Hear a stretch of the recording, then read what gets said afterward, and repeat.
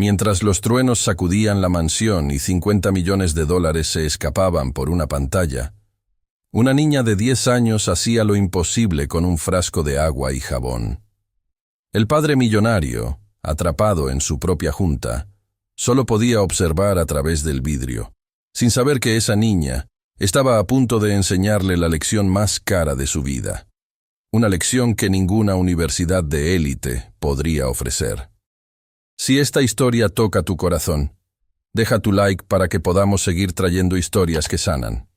Y quédate hasta el final, porque lo que sucede en la tormenta lo cambiará todo. El relámpago iluminó el cielo de Polanco, como si el mundo se partiera en dos. Un segundo después, el trueno estalló con la fuerza de 1000 tambores. En el tercer piso de la mansión Méndez, tras las paredes de vidrio de su oficina privada, Diego Méndez ni siquiera parpadeó. Tenía la mandíbula apretada, los ojos fijos en la pantalla de su computadora, donde 12 rostros serios lo observaban desde Tokio, Singapur y Hong Kong. «Señor Méndez», insistió el inversionista japonés, su voz traducida con retraso por los audífonos. «Necesitamos garantías de estabilidad. Los rumores sobre su situación personal nos preocupan». Diego sintió que los dedos se le clavaban en el reposabrazos de cuero. Situación personal. Así llamaban a la muerte de su esposa. Así llamaban al hecho de que su hijo de 7 años no había pronunciado una frase completa en 23 meses.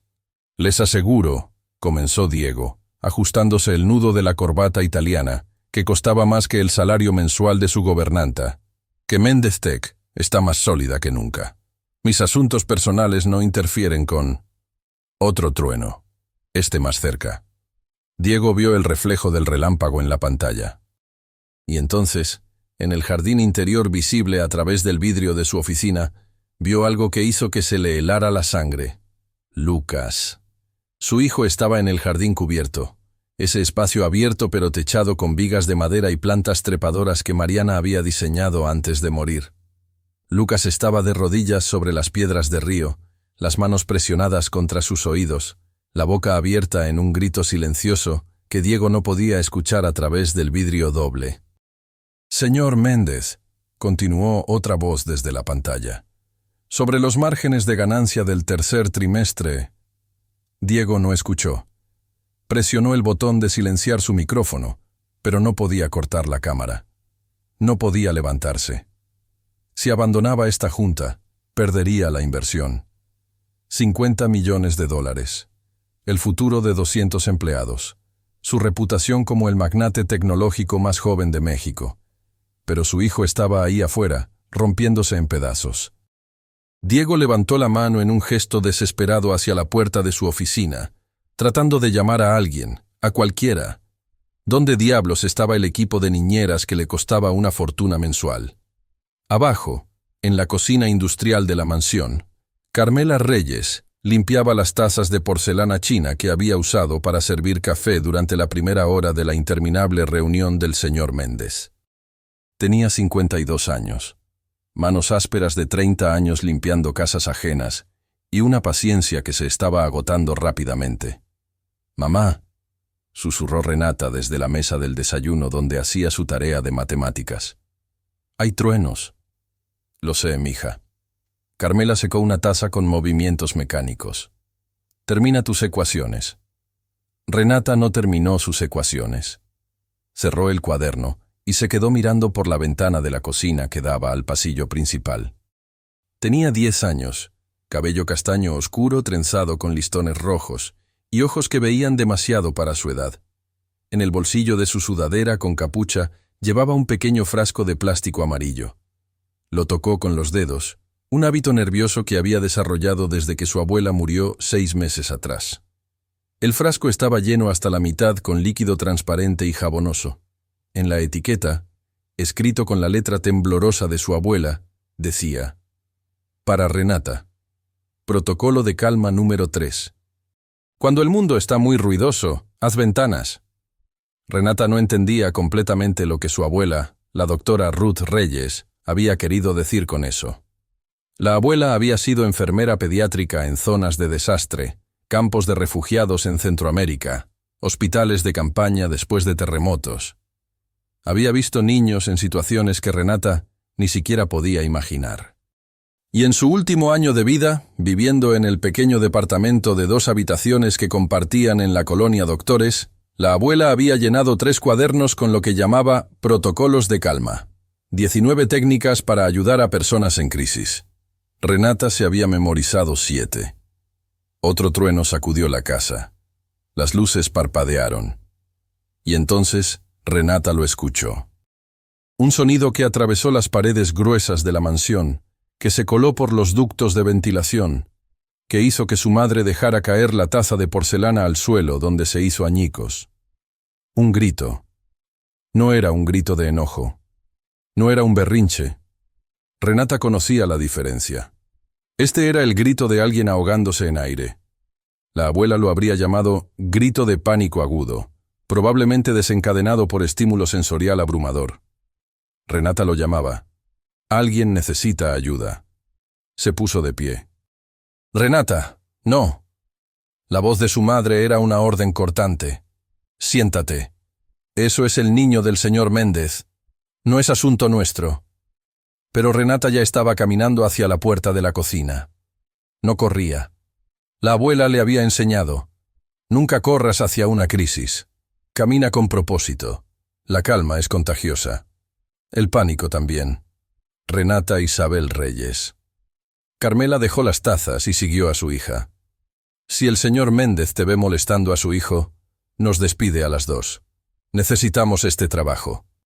Necesitamos el dinero para... Renata ya no escuchaba. Había entrado al pasillo principal, sus tenis gastados sin hacer ruido sobre el mármol travertino, que costaba más por metro cuadrado que todo el mobiliario de su departamento. Siguió el sonido del grito. Pasó frente a las niñeras.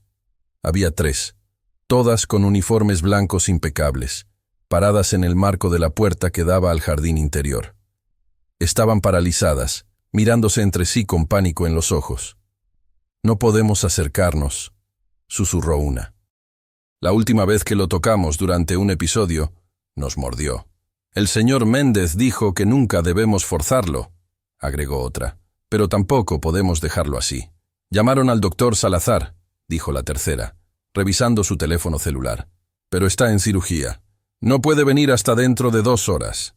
«2 horas», pensó Renata. «Nadie puede gritar durante 2 horas. El cuerpo se rompe». Se deslizó entre las niñeras como agua entre piedras. Otra lección de la abuela. Cuando hay una multitud bloqueando el paso, no pidas permiso. Encuentra el hueco y fluye. Entró al jardín interior. La tormenta rugía afuera, pero el techo de tejas protegía el espacio. Aún así, cada trueno retumbaba entre las paredes de piedra como si estuvieran dentro de un tambor gigante. Las plantas trepadoras se sacudían con el viento que se colaba por los espacios abiertos. El olor a tierra mojada y gardenias llenaba el aire. Y en el centro, sobre un círculo de piedras de río blancas y grises, estaba Lucas. Renata lo había visto antes, por supuesto. En los 6 meses que su madre llevaba trabajando aquí, Renata había venido cada tarde después de la escuela, porque no había dinero para pagarle a la vecina que solía cuidarla. Pero el señor Méndez había establecido reglas estrictas. Renata debía quedarse en la cocina o en la habitación de servicio. Nunca en las áreas principales. Nunca cerca de Lucas. Así que lo había observado desde lejos. Un niño delgado, demasiado delgado, con cabello negro que le caía sobre los ojos oscuros, siempre vestido con ropa cara que le quedaba grande, como si se estuviera encogiendo dentro de su propia piel. Nunca sonreía, nunca jugaba con los juguetes que llenaban su habitación del tamaño de un departamento completo. Ahora, viéndolo de cerca, Renata entendió por qué. Lucas no estaba teniendo un berrinche, estaba luchando contra un enemigo invisible. Sus ojos estaban apretados con tanta fuerza que las venas de sus párpados se marcaban como mapas azules. Tenía las manos presionadas contra sus oídos, los dedos enterrados en su propio cabello, jalándolo. Su cuerpo entero temblaba, y de su garganta salía ese sonido, ese grito que no era grito, sino más bien el escape de presión de una olla a punto de explotar. Renata se detuvo a 3 metros de distancia, no más cerca. La abuela había sido clara en el protocolo número 3. Respeta el espacio de seguridad. Una persona en pánico necesita sentir que controla su perímetro. Se sentó en el suelo. Cruzó las piernas. Puso las manos sobre sus rodillas, palmas hacia arriba. Postura de no amenaza, decía el cuaderno de la abuela. Hazte pequeña, hazte silenciosa, hazte segura. Un trueno estalló directamente encima de ellos. Lucas gritó más fuerte y comenzó a golpear sus puños contra las piedras. Renata vio que tenía los nudillos en carne viva. Ya se había lastimado antes. Probablemente muchas veces. Renata metió la mano en su bolsillo. Sacó el frasco amarillo. Lo desenroscó lentamente. El chasquido del plástico apenas audible bajo el rugido de la tormenta. Sacó la varita, la sumergió en el líquido jabonoso y sopló. Una burbuja emergió, temblorosa, iridiscente. Flotó en el aire húmedo del jardín, girando lentamente sobre sí misma. Los colores del arco iris se arremolinaban en su superficie: azul, verde, morado, dorado. La burbuja se elevó, subió hacia el techo de tejas y explotó silenciosamente contra una viga de madera. Lucas no la vio, seguía gritando. Renata sopló otra, y otra, y otra. Comenzó a crear un ritmo. Inhalar, sumergir, soplar. Las burbujas emergían en un flujo constante ahora, docenas de ellas, llenando el aire entre ella y el niño. Algunas subían directo hacia arriba. Otras se dejaban llevar por las corrientes de aire, bailando en patrones impredecibles. Una burbuja aterrizó en el zapato de Lucas. Explotó con un pequeño sonido húmedo. El grito se cortó. No se detuvo gradualmente. Se cortó como cuando apagas un radio. Lucas abrió los ojos de golpe. Estaban rojos, hinchados, vidriosos. Miraban sin enfocar. Y entonces vio la burbuja que flotaba a centímetros de su nariz. La observó. Su pecho seguía agitándose. Su respiración era irregular, pero había dejado de gritar. Levantó una mano temblorosa, los dedos extendidos. La burbuja aterrizó en su palma y estalló. Lucas parpadeó. Miró su mano. Luego miró a Renata. Ella no sonrió. No habló. Solo sopló más burbujas. Lucas se sentó lentamente, quitando las manos de sus oídos. Su cuerpo aún temblaba, pero el temblor comenzaba a suavizarse. Renata vio cómo sus ojos seguían las burbujas, uno por uno. Izquierda, derecha, arriba. Sus pupilas se enfocaban y desenfocaban, tratando de rastrear cada esfera iridiscente. Protocolo número 3. Recordó Renata las palabras de su abuela escritas en tinta azul en el cuaderno. El cerebro en pánico está sobrecargado. Darle un estímulo visual simple y repetitivo lo obliga a cambiar de canal, como cuando apagas el volumen de una televisión ruidosa. Renata sopló una burbuja grande, casi del tamaño de su puño. Se elevó majestuosamente entre ellos, atrapando la luz gris de la tormenta. Lucas la siguió con los ojos, girando la cabeza mientras la burbuja flotaba en círculo. Cuando explotó contra una hoja de helecho, Lucas dejó escapar un sonido. No era un grito. Era casi una risa. Un sonido oxidado, como si sus cuerdas vocales no recordaran cómo producir alegría. Arriba, invisible para ambos niños, Diego Méndez estaba de pie con las manos presionadas contra el vidrio de su oficina. Su micrófono seguía silenciado. En la pantalla de su computadora, los inversionistas seguían hablando, ajenos a su atención perdida. Diego no los escuchaba. No podía apartar los ojos de la escena en el jardín. Una niña, la hija de la gobernanta. La había visto antes, siempre en la periferia, siempre callada. Ni siquiera sabía su nombre. Y estaba haciendo lo que 3 niñeras certificadas, 2 psicólogos infantiles, un psiquiatra de renombre internacional, y el propio Diego con todo su dinero y poder, no habían podido hacer en 23 meses. Estaba deteniendo la tormenta dentro de su hijo. Diego vio cómo Lucas, Su Lucas, que no había sonreído desde que las luces rojas del semáforo se reflejaron en el parabrisas del coche de su madre durante aquella noche de lluvia, extendía ambas manos hacia las burbujas como si pudiera atrapar la luz misma. La niña seguía soplando. No hablaba. No se acercaba. Solo creaba esas esferas perfectas de jabón y aire, y cada una parecía llevarse un fragmento de la oscuridad que vivía dentro de Lucas. Señor Méndez. La voz del inversionista japonés sonó irritada. Nos está ignorando. Si no tiene tiempo para esta reunión. Diego presionó otro botón. La cámara se apagó. La pantalla se oscureció. Acababa de cerrar la puerta a $50 millones. Y no le importó. Salió corriendo de su oficina, sus zapatos ingleses hechos a mano, golpeando el mármol. Pasó frente a su asistente ejecutivo, que trataba de detenerlo con preguntas sobre la reunión. Diego la ignoró. Bajó las escaleras de 2 en 2, atravesó el vestíbulo principal, casi derribó a una de las niñeras que seguía parada en la puerta. Cuando llegó al jardín interior, se detuvo en seco. Lucas estaba sentado frente a la niña. Ya no temblaba. Tenía una expresión de concentración profunda en su rostro, la misma expresión que solía tener cuando su madre le leía cuentos antes de dormir, antes del accidente, antes de que el mundo se rompiera. La niña sopló una burbuja directamente hacia Lucas. Él levantó la mano y la atrapó sin romperla. Por un segundo, la burbuja descansó en su palma, perfecta e intacta. Luego estalló. Lucas miró a la niña y habló.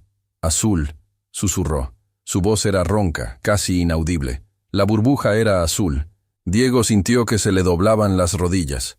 Tuvo que apoyarse contra el marco de la puerta. Lucas había hablado. Había dicho una palabra real, no un grito, no un gemido. La niña asintió con la cabeza. Sopló otra burbuja. Y verde, continuó Lucas, más fuerte ahora. Y morado. Veo el morado. Está viendo los colores, murmuró Diego. No lo había hecho desde que Mariana... No pudo terminar la frase. El dolor le cerró la garganta. Carmela apareció detrás de él, sin aliento por haber corrido desde la cocina. Señor Méndez, comenzó, su voz llena de disculpas. Lo siento muchísimo. No sé cómo Renata... Ella no debería... Yo la voy a... ¿Cómo se llama?, interrumpió Diego. No apartaba los ojos de la niña. Su hija. ¿Cómo se llama? Carmela parpadeó, confundida por la pregunta. Renata, señor. Se llama Renata. Renata, repitió Diego. Cerró los ojos por un momento, memorizando el nombre. Cuando los abrió, se dirigió a Carmela. ¿Qué edad tiene? 10 años, señor. ¿Y dónde aprendió a hacer eso?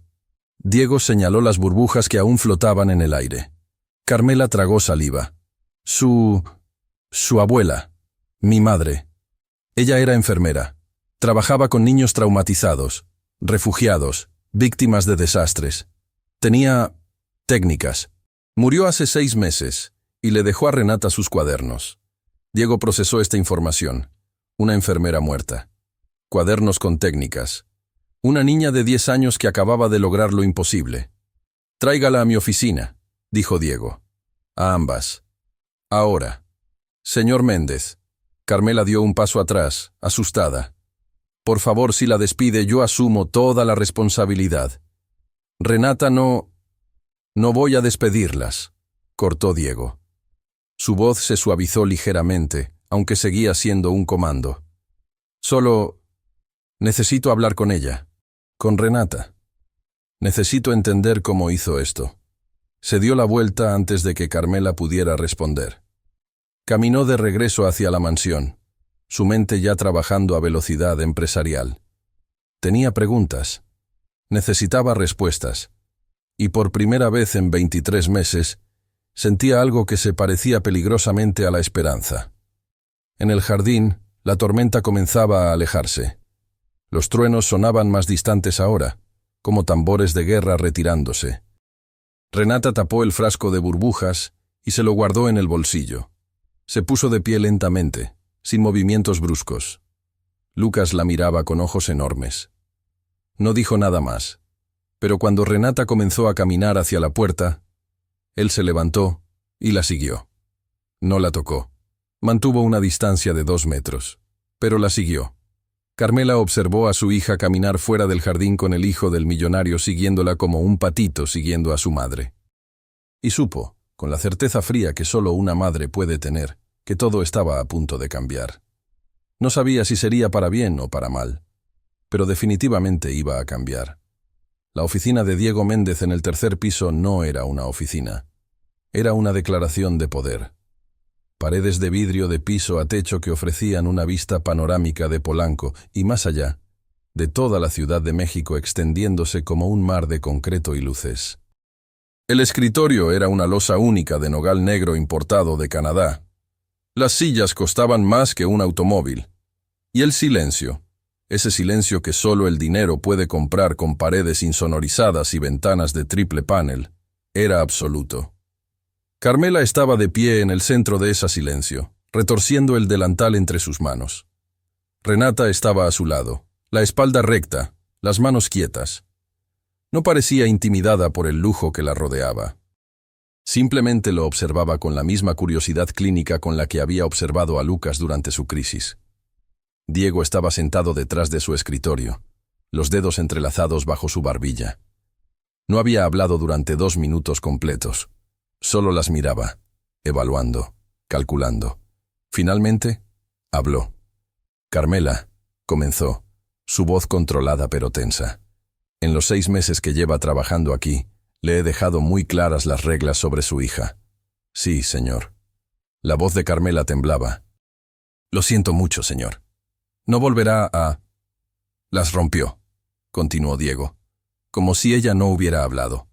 Permitió que Renata entrara a un área restringida. Permitió que se acercara a mi hijo sin supervisión médica. Sin mi permiso. Carmela cerró los ojos, esperando las palabras de despido. Y gracias a eso, Diego exhaló lentamente. Mi hijo habló por primera vez en casi 2 años. Carmela abrió los ojos. Diego se puso de pie. Caminó hacia la ventana, dándoles la espalda. La tormenta había pasado completamente ahora. El sol de la tarde comenzaba a filtrarse entre las nubes que se dispersaban, pintando el cielo de tonos dorados y violetas. «Tengo una propuesta», dijo Diego. Se dio la vuelta para enfrentarlas. «Y necesito que me escuchen completamente antes de responder». Carmela asintió, sin atreverse a hablar. Diego miró directamente a Renata. «He gastado millones de dólares en los mejores especialistas del mundo. Psiquiatras de Yale, terapeutas conductuales de Suiza, neurólogos de Alemania. He probado todo, desde medicamentos hasta terapia con animales, desde retiros de meditación hasta dietas especiales». Hizo una pausa, su mandíbula apretándose. «Nada ha funcionado. Mi hijo ha estado desapareciendo día a día. Y hoy, una niña de 10 años con un frasco de burbujas logró lo que ninguno de esos profesionales pudo hacer». Renata finalmente habló, su voz clara y sin miedo. «No fue el frasco, señor Méndez. Fue el silencio». Diego frunció el ceño. «Explícate». «Usted estaba en silencio», dijo Renata. «Los adultos siempre hablan demasiado cuando un niño tiene miedo. Hablan fuerte, hacen preguntas, tocan. Mi abuela decía que el pánico es como un incendio. Si le echas palabras, es como echarle gasolina». Diego la miró fijamente. «Tu abuela era la enfermera». «Era la doctora Ruth Reyes», respondió Renata con orgullo en su voz. «Trabajó en Guatemala después del terremoto del 86, en Honduras después del huracán Mitch, en Haití, en tantos lugares. Y ella te enseñó estas...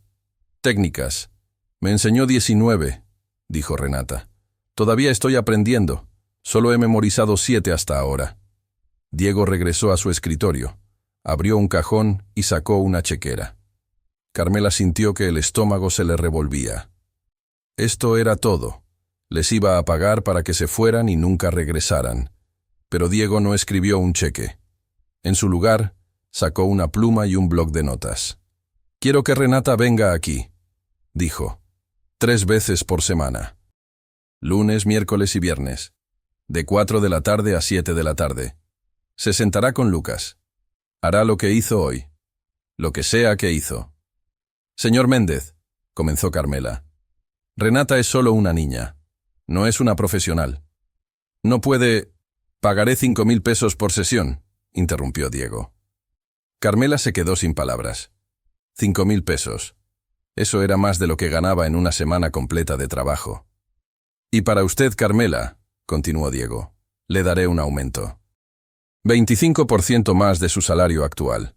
Además, cubriré cualquier gasto educativo de Renata. Libros, uniformes, lo que necesite.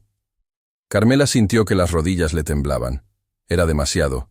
Tenía que haber una trampa. ¿Por qué?, susurró. ¿Por qué haría esto? Diego dejó caer la pluma sobre el escritorio. El sonido resonó en el silencio como un disparo.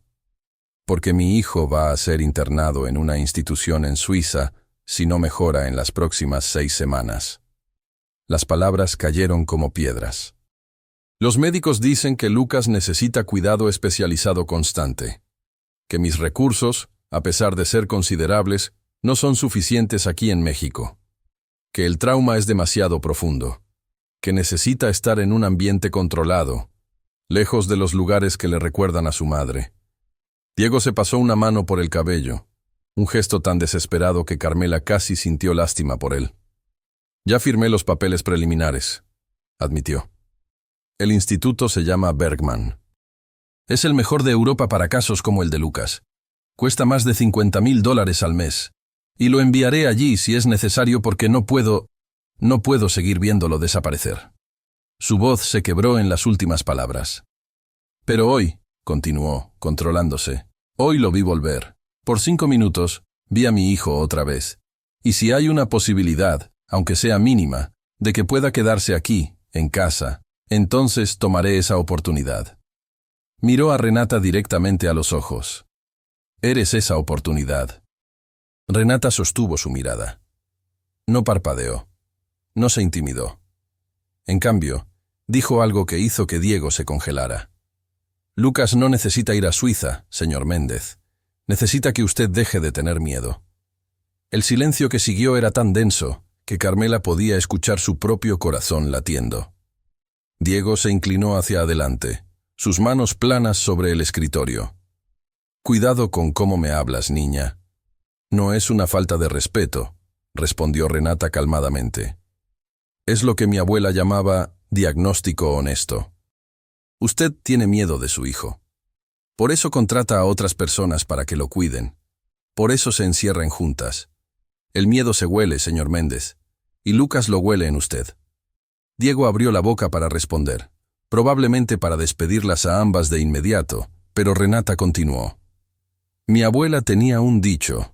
Decía que no puedes curar a alguien si tienes miedo de su herida. Usted tiene que mirar la herida de Lucas, y eso duele. Pero si sigue enviando a otras personas a mirar por usted, Lucas nunca va a sanar. Carmela quería desaparecer. Quería arrastrarse debajo del escritorio y nunca salir. Su hija de 10 años acababa de llamar cobarde a uno de los hombres más poderosos de México. Pero Diego no gritó, no las despidió.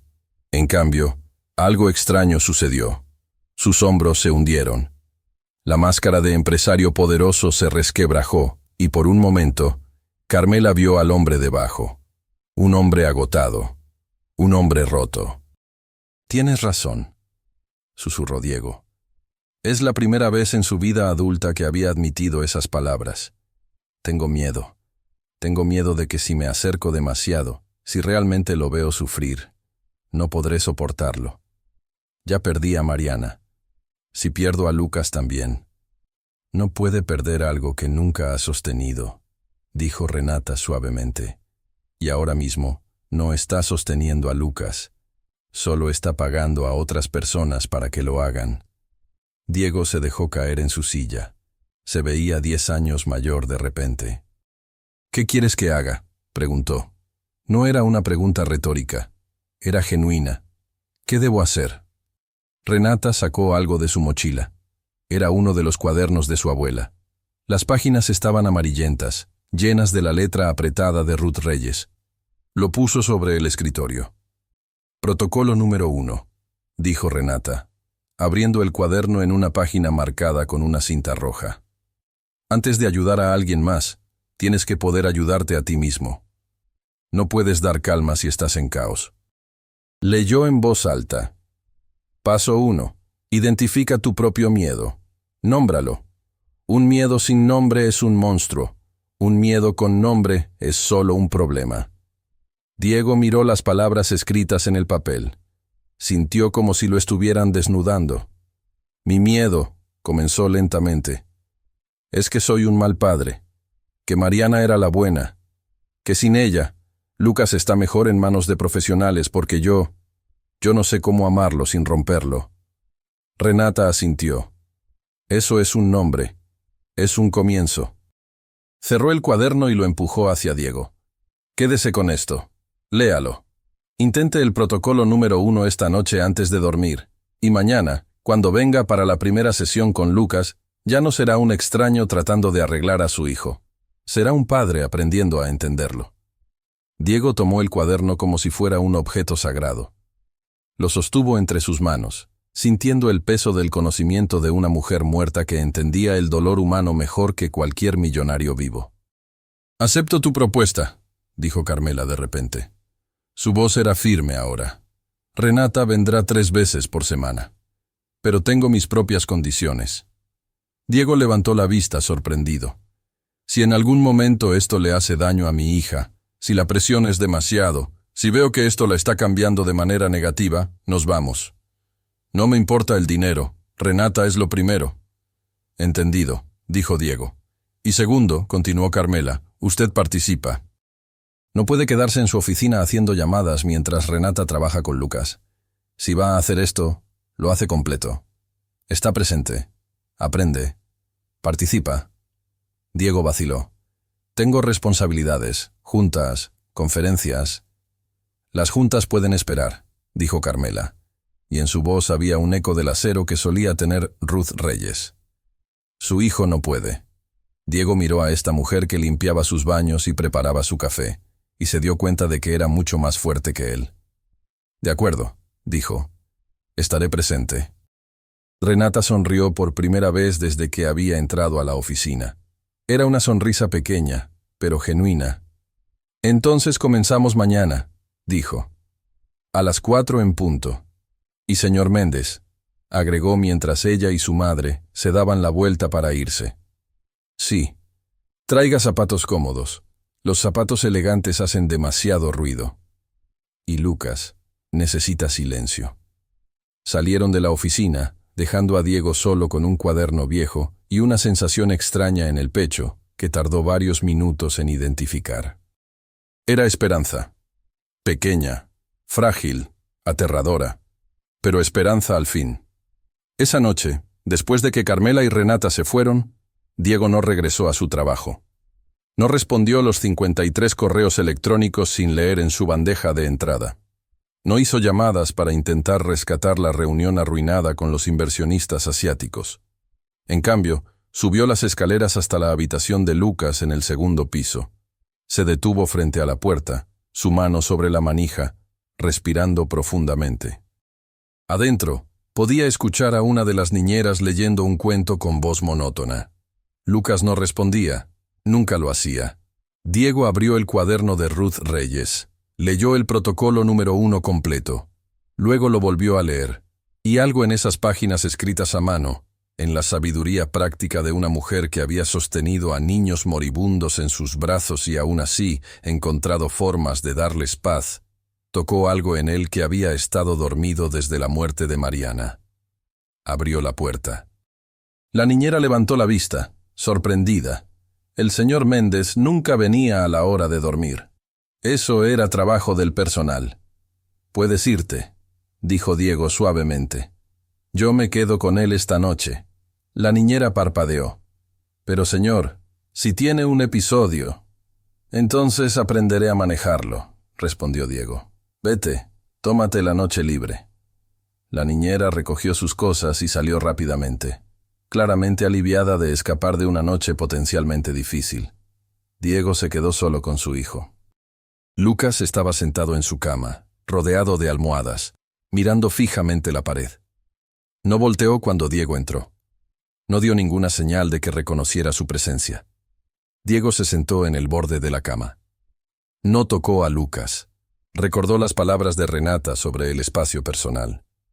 «Hola, Lucas», dijo Diego. Su voz sonaba extraña en sus propios oídos. Demasiado formal, demasiado rígida. Silencio. Diego abrió el cuaderno. Protocolo número 1. Identifica tu miedo. Nómbralo. Respiró profundamente. «Tengo miedo», dijo en voz alta. «Tengo miedo de que no sepa cómo ser tu padre sin tu madre. Tengo miedo de decir algo incorrecto y hacerte daño más de lo que ya estás herido. Tengo miedo de que me odies. Tengo miedo de que me hayas olvidado». Lucas seguía mirando la pared, pero Diego notó que su respiración había cambiado ligeramente. Se había vuelto más lenta. Estaba escuchando. «Y tengo miedo», continuó Diego, sintiendo que la garganta se le cerraba. «Tengo miedo de que la noche que perdimos a mamá haya sido mi culpa.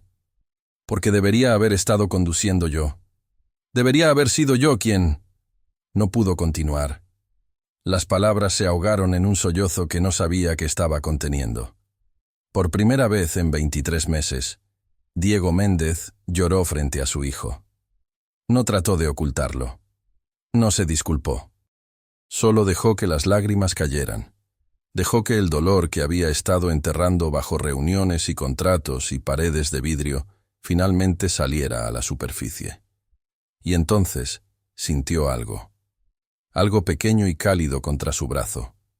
Bajó la vista. Lucas había puesto su mano sobre el brazo de Diego. No lo miraba. Seguía mirando la pared. Pero su mano estaba ahí, un puente diminuto sobre un abismo enorme. Diego cubrió esa mano pequeña con la suya. Y se quedaron así, padre e hijo, conectados en el silencio que el dolor había creado y que, quizás, el amor podía comenzar a llenar. En su pequeño departamento en la colonia Doctores, Renata estaba sentada en la mesa de la cocina, haciendo su tarea de matemáticas atrasada. Carmela preparaba té de manzanilla, todavía procesando los eventos del día. «Mamá», dijo Renata sin levantar la vista de su cuaderno. «Sí, mija. Vamos a ayudar a Lucas, ¿verdad? Vamos a lograr que se quede con su papá». Carmela puso 2 tazas sobre la mesa. Se sentó frente a su hija. «No lo sé, bebé. Algunas heridas son muy profundas. A veces, incluso cuando hacemos todo bien, las personas siguen rotas». Renata finalmente levantó la vista. Sus ojos, tan parecidos a los de su abuela Ruth, brillaban con determinación. La abuela decía que las personas no se rompen, solo se doblan, y lo doblado puede enderezarse. Carmela sonrió tristemente. «Tu abuela era más optimista que yo». «No era optimista», corrigió Renata. «Era terca. Hay una diferencia». Tomó un sorbo de té y regresó a sus ecuaciones. Pero su mente no estaba en los números. Estaba pensando en Lucas, en sus ojos oscuros que habían visto demasiado, en sus manos que temblaban incluso cuando no había tormenta. Y estaba pensando en su abuela, en los 3 cuadernos que le había dejado, llenos de conocimiento ganado en los peores momentos de la humanidad. Protocolo número 3 había funcionado. Las burbujas habían abierto una ventana. Pero ventanas se pueden cerrar. Y Renata sabía que lo que venía sería más difícil, porque una cosa era detener una crisis. Otra cosa completamente diferente era enseñarle a alguien a vivir sin miedo a la próxima. Afuera, la Ciudad de México rugía con su cacofonía nocturna habitual. Millones de personas viviendo millones de vidas, cada una con sus propios miedos, sus propias tormentas. Y en algún lugar en esa vastedad, un niño de 7 años sostenía la mano de su padre por primera vez en casi 2 años. Era un comienzo pequeño, pero todos los comienzos son pequeños, hasta que no lo son. 3 semanas pasaron como agua entre dedos. 3 semanas de transformaciones pequeñas pero significativas en la mansión Méndez. Lucas ya no gritaba cada vez que tronaba. Había aprendido a usar el frasco de burbujas por sí mismo, soplando cada vez que sentía que el ruido interior comenzaba a crecer. Y lo más importante, había comenzado a hablar en oraciones completas. Oraciones cortas, sí. A veces susurradas, pero oraciones. Renata venía los lunes, miércoles y viernes, como habían acordado. Pero las sesiones ya no eran solo ella y Lucas. Diego estaba presente en cada una, sentado en el suelo del cuarto de juegos, aprendiendo a caminar suave, a hablar bajo, a escuchar más de lo que hablaba. Era la tercera semana, un viernes por la tarde, cuando todo comenzó a complicarse. Renata estaba sentada con Lucas en el jardín interior, el mismo lugar donde todo había comenzado. Habían convertido ese espacio en su territorio seguro. Las niñeras ya no entraban sin permiso. Diego había ordenado que se instalaran cortinas especiales que bloqueaban la luz excesiva, pero dejaban entrar el sol suave de la tarde. Lucas estaba dibujando en un cuaderno grande. Renata le había enseñado el protocolo número 5 de su abuela. Expresión sin palabras. Cuando las palabras duelen, deja que las imágenes hablen. Los dibujos de Lucas eran oscuros. Siempre lo eran. Cielos negros. Edificios que se inclinaban. Personas sin rostros. Pero hoy había dibujado algo diferente. Un coche. No era solo cualquier coche. Era verde oscuro, el mismo tono que el automóvil de Mariana. Y en el dibujo, el coche estaba volcado. Había líneas rojas que salían de las ventanas. Y dos figuras. Una grande y una pequeña. Renata miró el dibujo. No dijo nada por un largo momento. Había aprendido de su abuela que a veces el silencio es la mejor respuesta. Finalmente, Lucas habló. Ese día, susurró, llovía. Renata asintió. Siguió sin hablar. Mamá iba manejando. Yo estaba en el asiento de atrás. Ella cantaba. Siempre cantaba cuando llovía. Decía que su voz ahuyentaba la tristeza de la lluvia. Lucas trazó otra línea en el dibujo. Esta vez era amarilla. Un semáforo. Vimos la luz amarilla. Mamá dijo que podíamos pasar, pero entonces la luz se puso roja. Y hubo otro coche. Vino muy rápido. Mamá gritó mi nombre. Y después se detuvo. Sus manos comenzaron a temblar. Renata puso su mano cerca de la de Lucas, sin tocarlo, solo ofreciendo proximidad. Es el protocolo número 7, había dicho su abuela. Presencia sin invasión. Después hubo un ruido muy fuerte. Continuó Lucas, su voz ahora apenas audible. Como un trueno. Pero no era un trueno. Era el metal, el vidrio. Y luego, silencio. Un silencio que dolía más que el ruido. Una lágrima cayó sobre el dibujo, manchando el semáforo amarillo. Mamá no cantaba más. Y había luces rojas por todos lados. Las luces de las ambulancias, los policías. Todos gritaban. Y yo quería que se callaran porque tal vez si había silencio, mamá volvería a cantar. Renata sintió que su propia garganta se cerraba. Había leído sobre trauma en los cuadernos de su abuela. Sabía que esto era lo que Ruth llamaba el núcleo de la herida. El momento que había que sacar a la luz para que pudiera comenzar a sanar. Tu mamá te amaba mucho, dijo Renata suavemente. Ella murió, respondió Lucas. Su voz era plana, vacía. Los médicos dijeron que fue instantáneo, que no sufrió. Pero yo sí sufrí. Yo la vi. La vi con los ojos cerrados y la boca abierta y no pudo continuar. Comenzó a mecer su cuerpo hacia adelante y hacia atrás, el movimiento de autoconsuelo que siempre hacía cuando el dolor se volvía demasiado grande. Renata sacó el frasco de burbujas, pero antes de que pudiera abrirlo, Lucas la detuvo. No funcionan para esto, dijo Lucas. Las burbujas ayudan con el ruido de afuera, pero el ruido de adentro, el ruido de recordar, ese no se va con burbujas. Renata bajó el frasco. Lucas tenía razón, y ella no sabía qué hacer. Ninguno de los 7 protocolos que había memorizado cubría esto. Necesitaba el cuaderno. Necesitaba revisar el protocolo número 8 o 9 o... Papá, susurró Lucas de repente. Renata se dio la vuelta. Diego estaba en la entrada del jardín. No sabía cuánto tiempo llevaba ahí, pero por la expresión en su rostro, había escuchado todo. Diego entró lentamente. Por una vez, no llevaba traje. Vestía jeans y una camisa de manga larga simple. Zapatos de tenis, como Renata le había sugerido. Se veía más joven así, más humano. Se sentó en el suelo frente a Lucas. Sus rodillas crujieron. No estaba acostumbrado a sentarse en el piso. «Lucas», comenzó Diego, y su voz temblaba. «Nunca hablamos de esa noche». Lucas lo miró con ojos enormes y asustados. «Debí haber estado allí», continuó Diego. «Debí haber sido yo quien los llevara a casa. Pero tenía una cena de negocios, un contrato importante». Siempre había algo importante. Se pasó una mano por el rostro. «Tu mamá me llamó. Dijo que venía en camino a recogerme. Le dije que mejor tomara un taxi porque estaba lloviendo mucho. Pero ella dijo que no, que quería ir ella, que había hecho tu comida favorita y quería que llegáramos todos juntos a casa». Diego respiró profundamente, luchando por mantener la compostura. Y 30 minutos después, recibí la llamada del hospital. El silencio en el jardín era tan denso que Renata podía escuchar su propio corazón. «Pensé», continuó Diego, «que si no hablábamos de eso, si no lo mencionábamos, tal vez dolería menos. Pensé que estaba protegiéndote. Pero en realidad, te estabas protegiendo a ti mismo», terminó Lucas.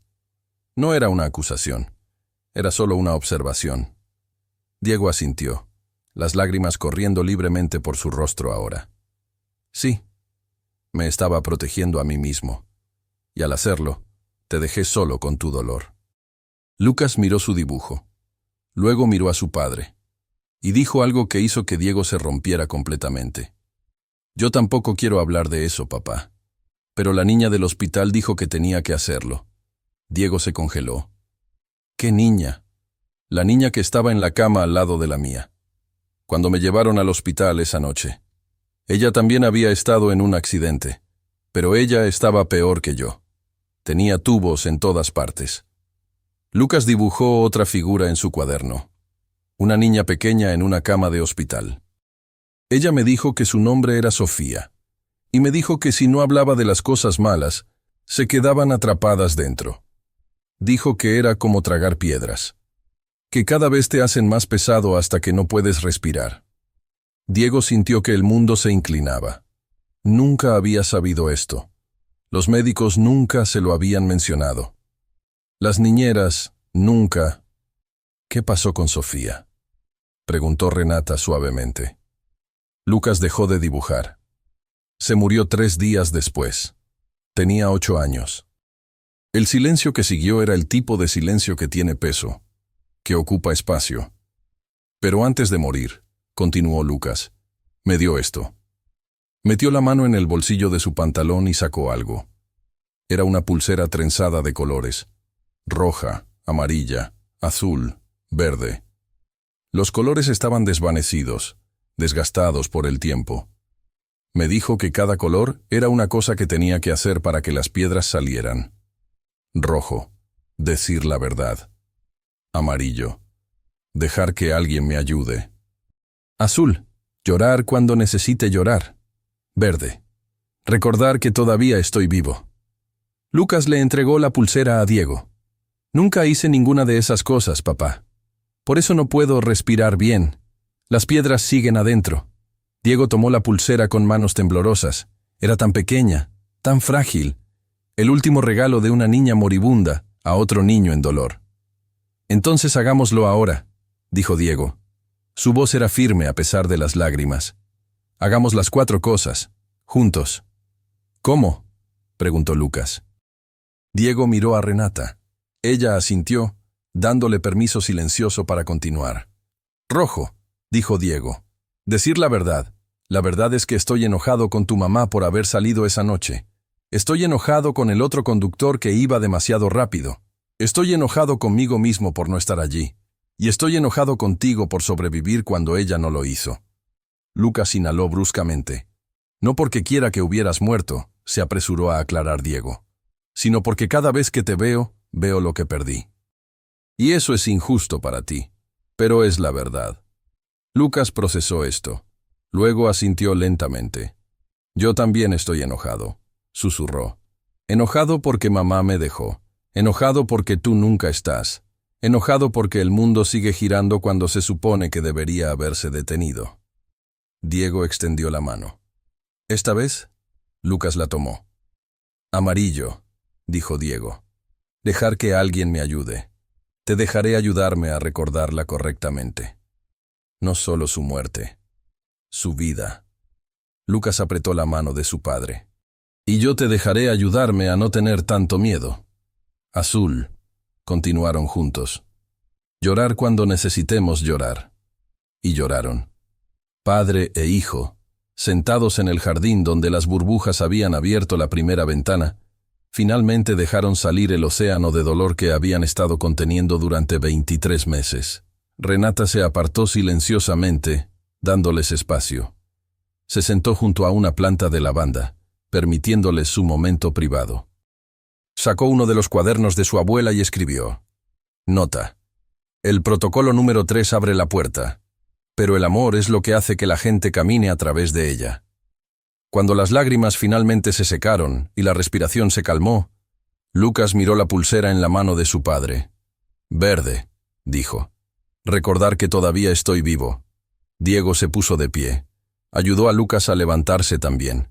Entonces vivamos, dijo Diego. Empecemos a vivir otra vez. Lucas asintió. Y por primera vez desde el accidente, sonrió. No era una sonrisa grande, era pequeña, temblorosa, insegura. Pero era real. Esa noche, después de que Renata y Carmela se fueron, Diego hizo algo que no había hecho en 2 años. Entró a la habitación que había sido de Mariana. Había mantenido la puerta cerrada con llave desde su muerte. Ni siquiera el servicio de limpieza tenía permiso de entrar. Abrió la puerta. El aire que salió estaba viciado, lleno del fantasma de su perfume. La habitación estaba exactamente como la había dejado. Su bata colgando en el respaldo de la silla. Sus libros en la mesita de noche. Sus zapatos junto a la cama. Diego se sentó en el borde de la cama. Tomó la almohada de Mariana y la abrazó. Y por primera vez, se permitió recordarla no como una tragedia, sino como una persona. Su risa, su terquedad, la forma en que cantaba canciones inventadas mientras cocinaba. Como siempre dejaba el tapón de la pasta de dientes abierto, algo que lo había irritado, pero que ahora daría cualquier cosa por volver a ver. Escuchó un ruido en la puerta. Lucas estaba allí, descalzo, en pijama. ¿Puedo entrar?, preguntó. Por favor, respondió Diego. Lucas entró lentamente. Miró alrededor de la habitación con ojos de asombro, como si estuviera en un museo. Huele a ella, susurró. Sí. Lucas se acercó al armario. Lo abrió. Los vestidos de Mariana colgaban en filas perfectas. Tocó uno, un vestido azul que ella había usado en el cumpleaños de Lucas hacía 3 años. Este era mi favorito, dijo Lucas. Decía que era del color del cielo después de la lluvia. Diego se levantó y se paró junto a su hijo. Juntos miraron el armario lleno de recuerdos.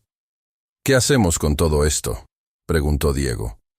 No era realmente una pregunta para Lucas. Era en voz alta para sí mismo. Pero Lucas respondió de todos modos. Guardamos lo que necesitamos recordar. Donamos lo que puede ayudar a alguien más. Y dejamos ir lo que nos está haciendo daño. Diego miró a su hijo con nueva admiración. ¿Cuándo te volviste tan sabio? Tuve una buena maestra, respondió Lucas. Y una niña llamada Sofía que me enseñó que las piedras tienen que salir. Pasaron la siguiente hora en esa habitación. Diego le contó historias sobre Mariana, cómo se habían conocido en la universidad, su primera cita desastrosa donde él derramó vino tinto sobre su vestido blanco, la vez que ella le dio un ultimátum, menos trabajo, más vida, o se acabó. Cómo ella había bailado cuando se enteró de que estaba embarazada, girando por toda la casa con Diego sosteniéndola. Lucas escuchaba, absorbiendo cada palabra como si fuera agua en el desierto. Y cuando finalmente salieron de esa habitación, algo había cambiado. La habitación ya no era una tumba, era solo una habitación. Los recuerdos ya no eran cuchillos, eran solo recuerdos. Mientras tanto, en otro lugar de la mansión, algo más estaba sucediendo. Algo que amenazaba con destruir todo el progreso que se había hecho. Valeria Cortés, la asistente ejecutiva de Diego, estaba en su oficina del primer piso, hablando por teléfono.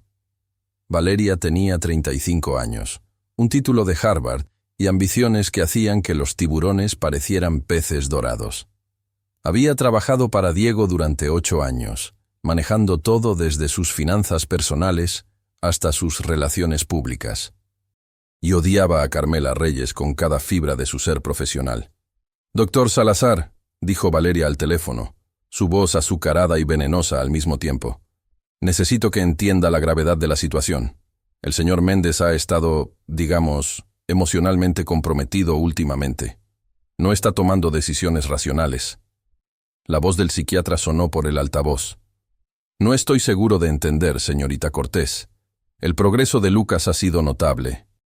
Quizás las decisiones del señor Méndez son exactamente lo que el niño necesita». «Con todo respeto, doctor», respondió Valeria, afilando cada palabra como un cuchillo. «Una niña de 10 años sin entrenamiento profesional está jugando a ser terapeuta con un niño severamente traumatizado. Está poniendo en riesgo no solo la salud mental de Lucas, sino también la reputación de la familia Méndez». Hizo una pausa para efecto. «Y usted es el psiquiatra de cabecera. Si algo sale mal, si Lucas tiene una regresión severa o, Dios no lo quiera, se lastima a sí mismo, ¿quién cree que será responsable legalmente?» Silencio del otro lado de la línea. Valeria sonrió. Había dado en el blanco. «Solo estoy sugiriendo», continuó, «que tal vez sea momento de recordarle al señor Méndez sobre el Instituto Bergman. Las admisiones se cierran en 2 semanas. Si pierde esta oportunidad, Lucas tendrá que esperar 6 meses más para el siguiente ciclo. Y en 6 meses, ¿quién sabe qué daño podría hacer esta situación improvisada? Entiendo su preocupación», dijo finalmente el doctor Salazar. «Programaré una evaluación completa de Lucas para la próxima semana. Una evaluación objetiva determinará si este progreso es real o simplemente una respuesta temporal». «Perfecto», dijo Valeria. «Sabía que podía contar con su profesionalismo, doctor». Colgó el teléfono y se reclinó en su silla de cuero. Miró por la ventana hacia el jardín donde Carmela a menudo se sentaba durante los descansos. Carmela representaba todo lo que Valeria despreciaba. Educación mínima, sin ambición profesional, sin sofisticación. Y ahora, de alguna manera, esa mujer y su hija habían logrado lo imposible, habían llegado al corazón de Diego Méndez. Valeria había trabajado 8 años para acercarse a Diego. Había sacrificado relaciones, fines de semana, su propia vida personal. Todo para posicionarse como indispensable, para convertirse en más que una empleada. Y en 3 semanas, una niña con burbujas de jabón había logrado lo que ella no pudo en casi una década, hacer que Diego sintiera algo. «No», pensó Valeria, «esto termina ahora». Abrió su computadora y comenzó a escribir un correo electrónico al Consejo de Directores de Méndez Tech. El asunto decía: «Preocupaciones sobre la estabilidad del CEO». Mientras escribía, meticulosamente documentando cada ausencia de Diego en reuniones importantes, cada decisión de negocios pospuesta, cada contrato dejado sin firmar, Valeria se convenció a sí misma de que estaba haciendo lo correcto. Estaba protegiendo a la compañía. Estaba protegiendo a Diego de sí mismo. Estaba protegiendo a Lucas de charlatanes sin licencia que jugaban con traumas que no entendían. Se estaba protegiendo a sí misma. Porque si Diego ya no la necesitaba, si una gobernanta podía reemplazarla en su confianza, entonces, ¿qué había sido todo este tiempo? ¿Qué había sacrificado ella? Presionó enviar. El correo salió a las 11:43 de la noche del viernes. Para el lunes por la mañana, sería leído por 15 de los hombres más poderosos en el sector tecnológico de México. Y la tormenta que se avecinaba haría que los truenos que habían asustado a Lucas parecieran susurros. Pero esa noche, ignorante de lo que se estaba gestando, Lucas durmió sin pesadillas por primera vez en 23 meses.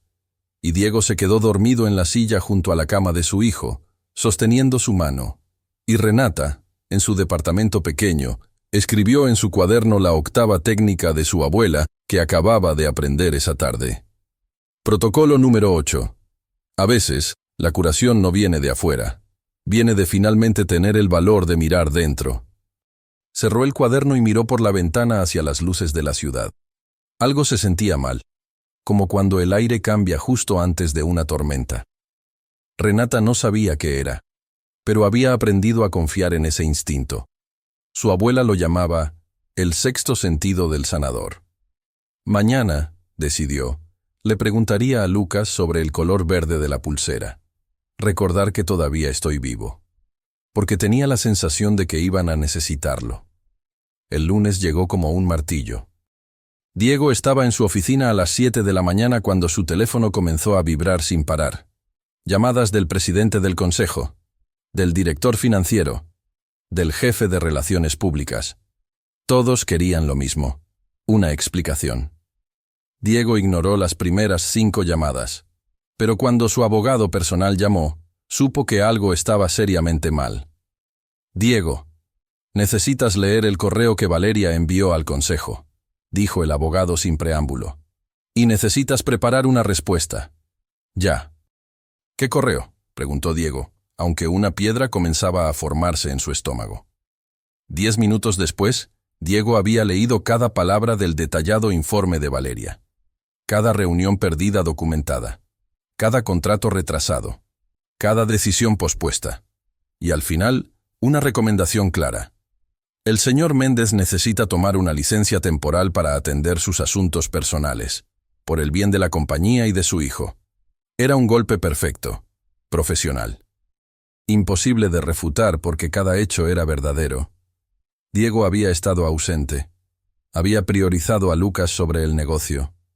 Había confiado en una niña sin credenciales sobre doctores certificados, y ahora iba a pagar el precio. Su secretaria tocó la puerta. Señor Méndez, el consejo está en la sala de conferencias. Están esperando. Diego se puso el saco. Se ajustó la corbata. Por un momento, consideró no ir.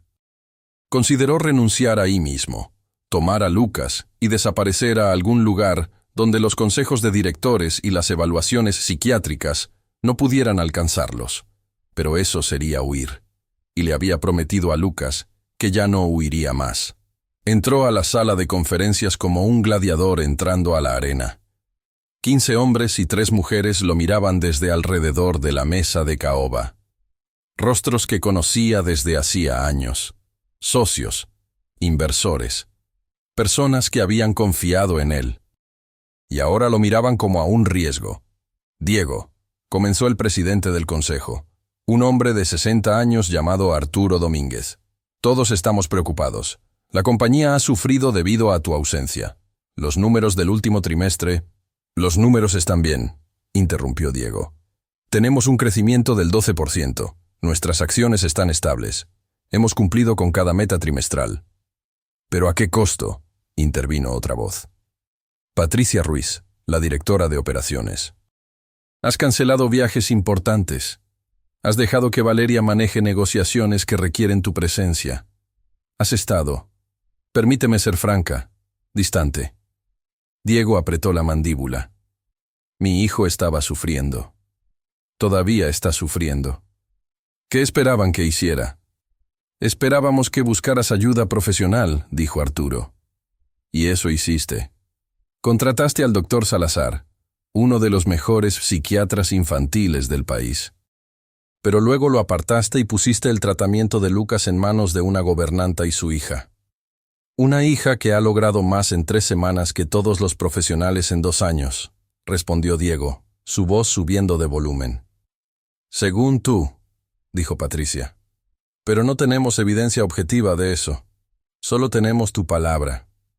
Diego estaba a punto de responder cuando la puerta de la sala de conferencias se abrió. Valeria entró, llevando una tableta. «Perdón por la interrupción», dijo, su voz perfectamente modulada. «Pero el doctor Salazar acaba de llegar para la evaluación de Lucas. Pensé que el consejo querría saber». Diego se puso de pie tan rápido que su silla casi se cae. «¿Qué evaluación? Yo no autoricé ninguna evaluación». Valeria parpadeó inocentemente. «Lo discutimos la semana pasada, señor Méndez. Acordamos que una evaluación profesional independiente sería prudente antes de tomar cualquier decisión sobre el Instituto Bergman». «Yo nunca acordé eso», dijo Diego. Arturo levantó una mano. «Diego, siéntate. Todos estamos de acuerdo en que una evaluación es necesaria. Si esta niña realmente ha ayudado a Lucas, la evaluación lo confirmará. Y si no, entonces sabremos que es momento de considerar alternativas más estructuradas». Diego miró alrededor de la mesa. Vio el muro de rostros cerrados.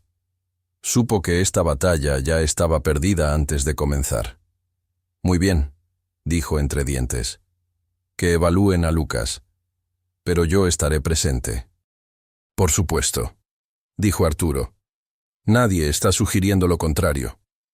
Diego salió de la sala de conferencias con la sensación de que acababa de firmar una sentencia. Subió las escaleras de dos en dos hacia la habitación de Lucas. Cuando llegó, encontró una escena que hizo que se le helara la sangre. El doctor Salazar estaba sentado en una silla frente a Lucas. Entre ellos había una mesa con juguetes y rompecabezas. Lucas estaba encogido en la esquina de su cama, las rodillas contra el pecho, los ojos enormes y asustados. Y Renata no estaba por ningún lado. «¿Dónde está Renata?», preguntó Diego. El doctor Salazar levantó la vista. «Ah, señor Méndez. Pensé que sería mejor hacer la evaluación sin distracciones. La niña está esperando abajo con su madre». Diego sintió que la furia comenzaba a arder en su pecho. «Trajo a Renata aquí. Ahora». Doctor Salazar frunció el ceño. «Señor Méndez, esto es una evaluación clínica estándar. La presencia de personas no autorizadas compromete la validez. Lucas necesita a Renata», cortó Diego. «Sin ella, no van a obtener una evaluación precisa de su estado. Van a obtener una evaluación de su miedo». El doctor Salazar suspiró. «Señor Méndez, con todo respeto, esta dependencia de la niña es exactamente lo que me preocupa. Lucas necesita aprender a funcionar sin muletas emocionales». «Ella no es una muleta», dijo una voz desde la puerta. Todos se voltearon. Lucas estaba de pie junto a su cama. Había hablado. Normalmente no hablaba con extraños. Nunca. «Renata es mi amiga», continuó Lucas, su voz temblando pero firme. «Y las amigas no son muletas, son ventanas». El doctor Salazar parpadeó, claramente desconcertado por la metáfora. Diego sintió que algo se quebraba dentro de él. Era orgullo. Orgullo mezclado con una claridad repentina y feroz. Se arrodilló frente a Lucas. «Tienes razón», dijo. «Y no voy a dejar que nadie te quite tus ventanas». Se puso de pie y miró al doctor Salazar. «La evaluación está cancelada». «Señor Méndez», comenzó el doctor. «Está cancelada», repitió Diego, cada palabra como acero. «Y puede informarle al consejo que también está cancelado el Instituto Bergman. Lucas se queda aquí, conmigo». Salió de la habitación con Lucas de la mano. Bajaron las escaleras juntos. En la cocina encontraron a Carmela y Renata sentadas en la mesa, esperando. Carmela se veía pálida y nerviosa. Renata simplemente parecía pensativa. «Señor Méndez», comenzó Carmela, poniéndose de pie rápidamente. «Si hicimos algo mal». «No hicieron nada mal», dijo Diego.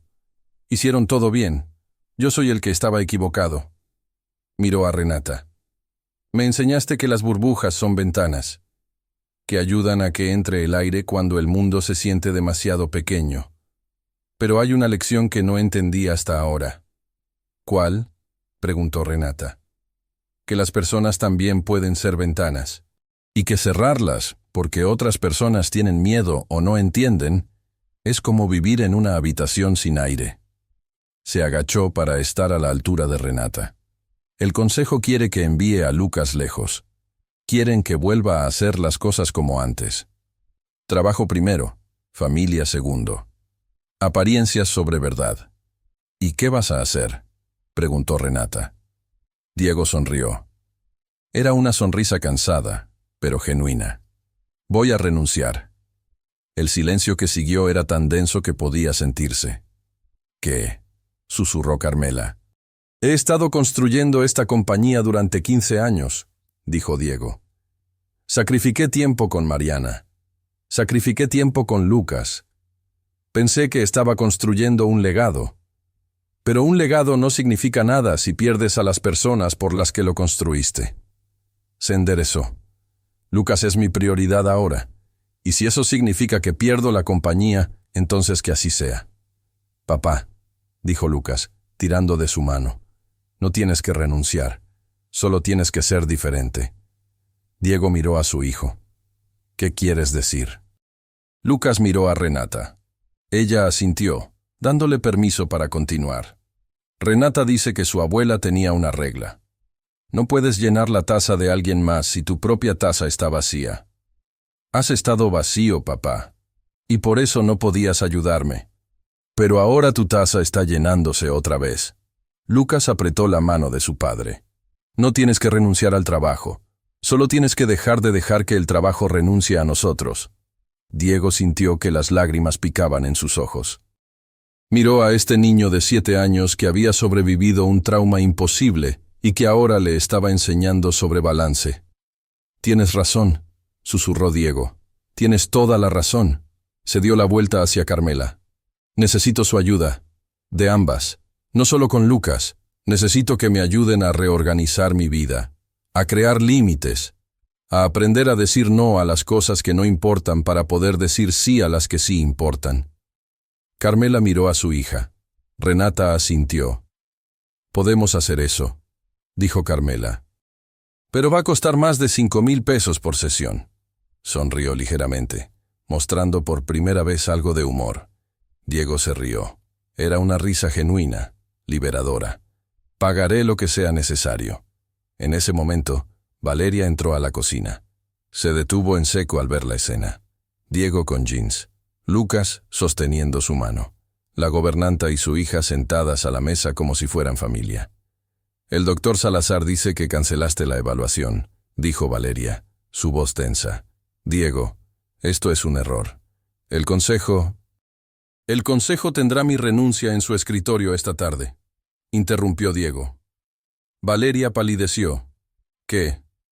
Pero no te preocupes, Valeria, continuó Diego, su voz ahora fría como el hielo. Tú tendrás tu renuncia también, efectiva inmediatamente. Diego, comenzó Valeria.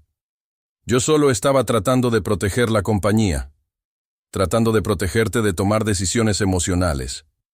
No, la corrigió Diego. Estabas tratando de proteger tu posición. Y en el proceso, casi destruiste lo único que realmente importa. Señaló hacia la puerta. Recoge tus cosas. Tienes 1 hora. Valeria miró alrededor de la cocina, buscando apoyo. No encontró ninguno. Salió con la espalda rígida, derrotada pero no arrepentida. Cuando se fue, Diego se sentó en la mesa junto a Lucas. ¿Ahora qué?, preguntó.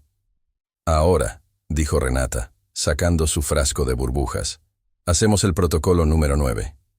¿Hay un protocolo número 9? Preguntó Diego. Renata asintió. Es el que mi abuela usaba después de que todo lo demás funcionaba. Se llama aprender a vivir otra vez. ¿Qué significa eso?, preguntó Lucas. Renata desenroscó el frasco, sopló una burbuja. La vieron flotar entre ellos, capturando la luz de la ventana de la cocina. Significa que cada día haces una cosa que te asuste, una cosa que nunca harías antes. Porque vivir no es solo respirar, es atreverse a sentir. La burbuja estalló. Diego miró a Lucas. Lucas miró a su padre.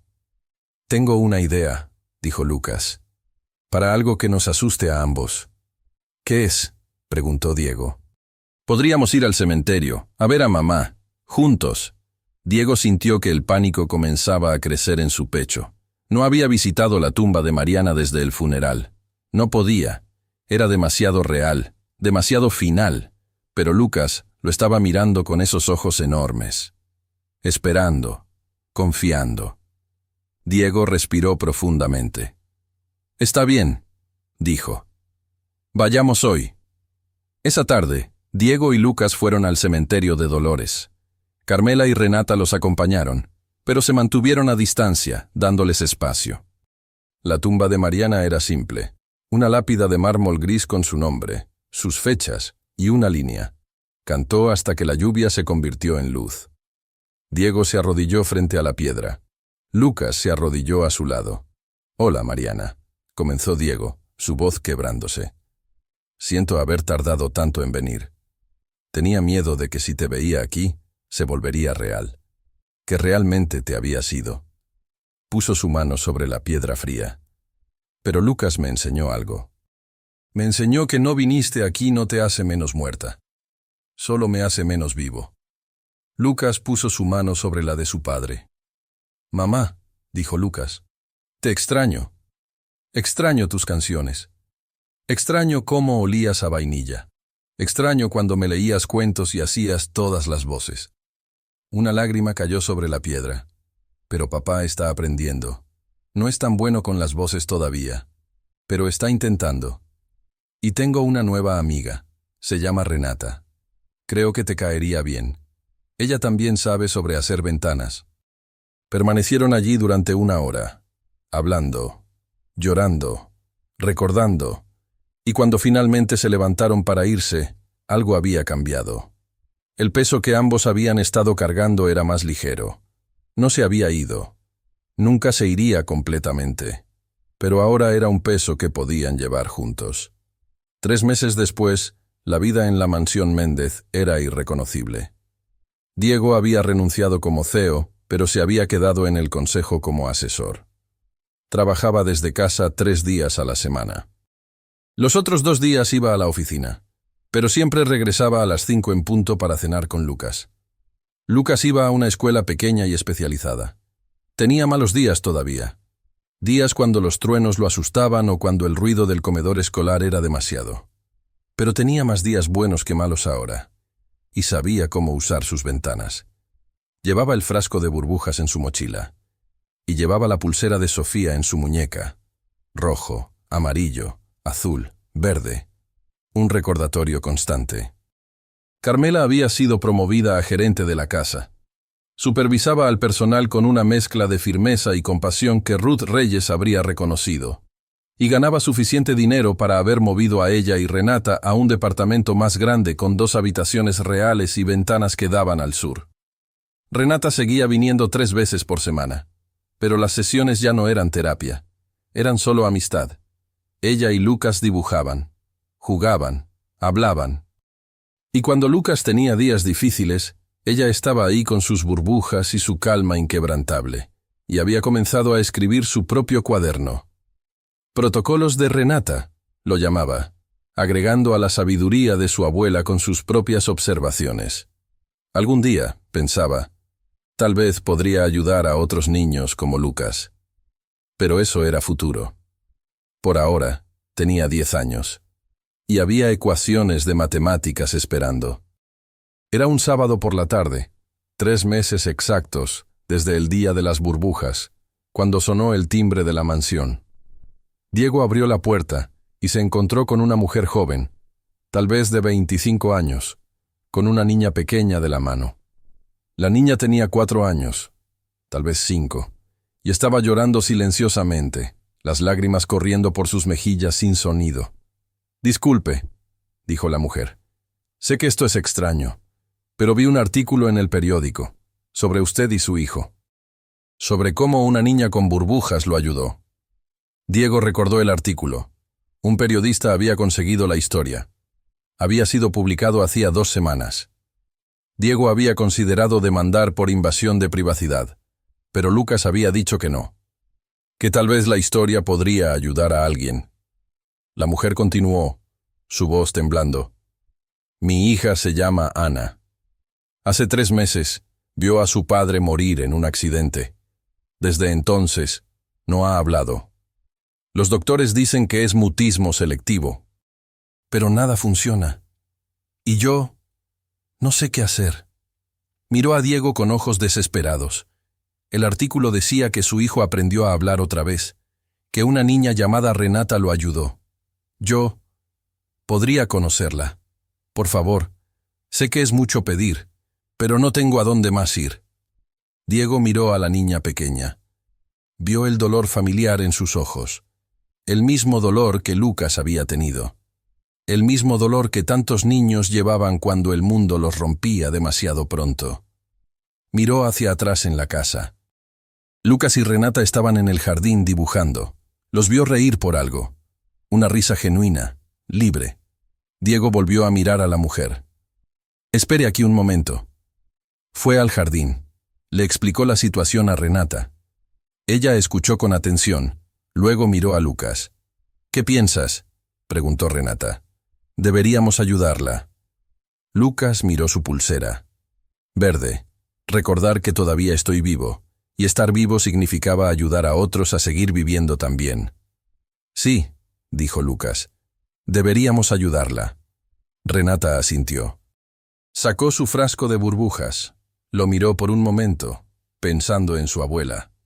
En todos los niños que Ruth había ayudado. En la cadena de sanación que se extendía a través del tiempo. «Vamos», dijo. Salieron juntos. Diego, Lucas y Renata, hacia la puerta donde esperaba la madre con su hija rota. Renata se arrodilló frente a la niña. No dijo nada al principio, solo sacó el frasco amarillo, lo desenroscó, sumergió la varita y sopló. Una burbuja emergió, girando lentamente en el aire de la tarde. La luz del sol la atravesaba, creando un arcoíris en miniatura. La niña dejó de llorar. Sus ojos siguieron la burbuja mientras flotaba, subía, y finalmente estallaba contra el marco de la puerta. Renata sopló otra, y en ese momento, Diego entendió algo profundo. Las burbujas no eran la cura. Nunca lo habían sido. Las burbujas eran solo jabón y aire y física simple. La cura era la persona que las soplaba. La persona que se arrodillaba en el suelo y decía sin palabras: «Te veo. Tu dolor importa. No estás solo». Esa era la ventana. Esa era la magia. Y mientras observaba a Renata compartir ese don con otra niña rota, Diego supo que esto era solo el comienzo. Habría más niños, más familias, más dolor que necesitaba ventanas. Y él iba a asegurarse de que Renata tuviera los recursos para abrir tantas ventanas como fuera necesario. Esa noche, después de que la madre y la niña se fueron, con esperanza en sus ojos y el número de teléfono de Renata en sus manos, Diego se sentó en el jardín con Lucas. «¿Crees que mamá estaría orgullosa?», preguntó Lucas. Diego miró a su hijo.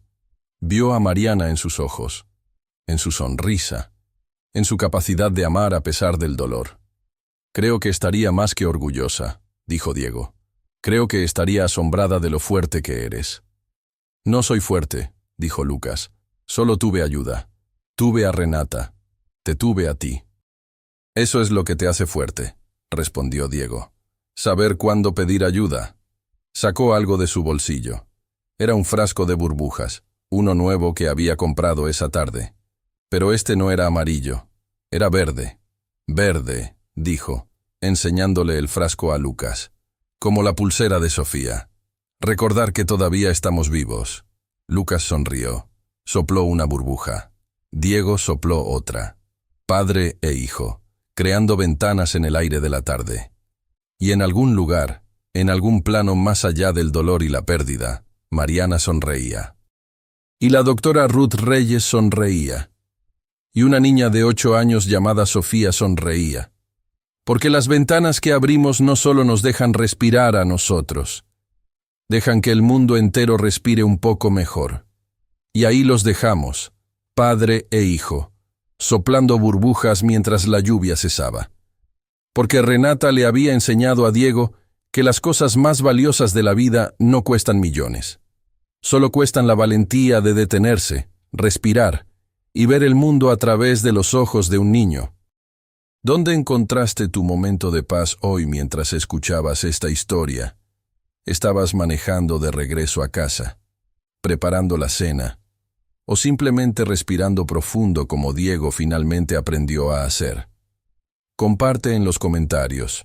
Leo cada palabra. Si deseas la próxima historia que toca el corazón, suscríbete y activa la campana. Tu opinión importa. Deja tu comentario abajo. Nos vemos en el próximo viaje. Hasta pronto.